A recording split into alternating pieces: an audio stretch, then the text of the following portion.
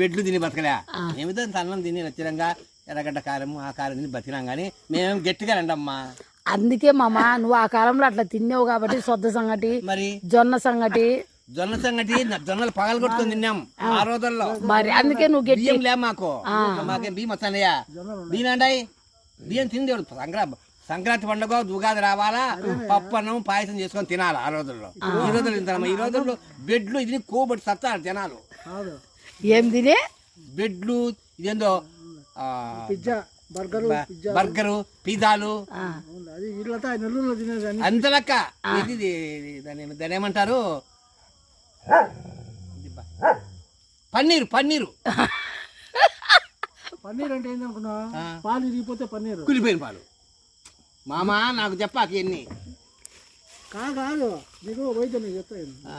ఇప్పుడు అన్నం తినాలా ఎప్పుడు తినాలి తెలుసా? అన్నాన్ని ఎట్లా తినాలి తెలుసా? మా అవ్వ ఉంది మా ఆయనమ్మ. ఆమె రోజు పొద్దున్న ఏం చేస్తుంది సార్?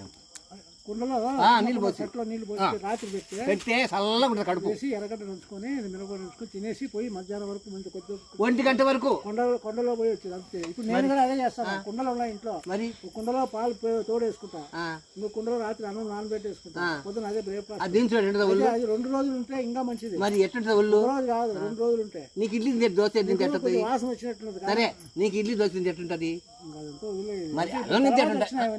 తర్వాత వచ్చిన అయితే కాలక్రమం ఇప్పుడు ఏంటంటే ఇప్పుడు వచ్చిన వాతావరణంలో అన్ని ఎరువులు రావడము ఆ బియ్యం లేవు ఇప్పుడు.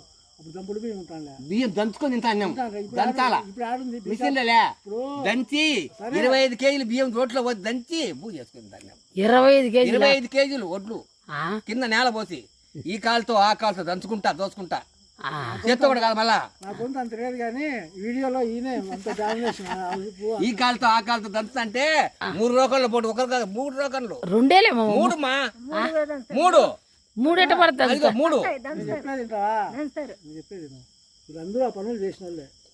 2 రోకలు కాదు 3. మేము 2 రోకలతో 3 దంచినా. అంటే ఇప్పుడు కాలక్రమంలో అందరు దేంతో పాటు మళ్ళీ చేత్తో కూడా కాలుతో దంచుకో ఒడ్డుతో కాలుతో దోసుకోవాలి. కాలుతోనేలే ఎగదోసు 3 రోకళ్ళలో 2 కాదు 3. పచ్చిపాలు నేను మా వదిన అట్లా కాలు తెగదోసుకుంటా దంచుతాను. 2 మేము 3 రోకళ్ళు దంచినా.